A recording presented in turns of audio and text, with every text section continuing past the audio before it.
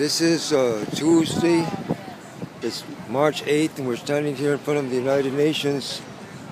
These young people that are sitting here and standing here are the Indigenous Global Youth Indigenous Caucus that was removed, ejected from the United Nations Permanent Forum of Indigenous Peoples after an action in which their credentials were removed and taken from them.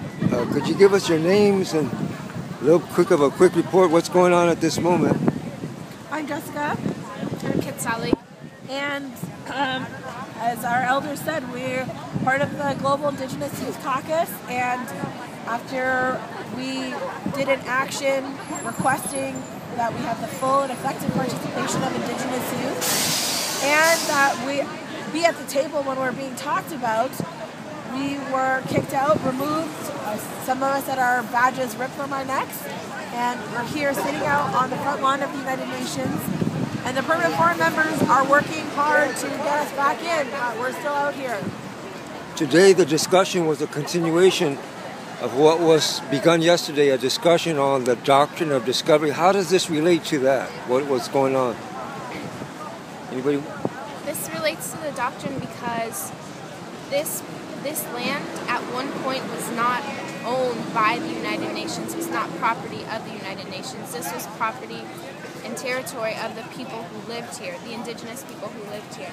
And the fact that we're here to talk about our issues and we can't even do that because there's not enough space for us on our own land is not, that's how it affects. There's enough space, it just hasn't been operationalized and managed correctly to attend to the needs of the Indigenous peoples and the caucus. There's space all over the place. It's not being managed and operationalized correctly, no? But talking of the original nations of this territory, if they have removed us, because I'm one as well, we've taken our credentials, would it not be also appropriate to ask of them where are their credentials, where's their papers, where's their titles for this territory? Exactly. What would you say to that?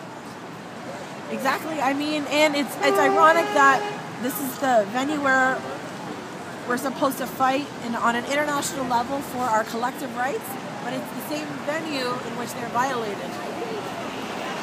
Very good. Well, we'll wait for another update a little bit further down the line. I understand they're breaking for lunch, and we'll give another report later. This is Wawakoyo in front of the United Nations with the Global Indigenous Youth Caucus in solidarity actions and demonstrations of reality as opposed to doctrine. Ayo.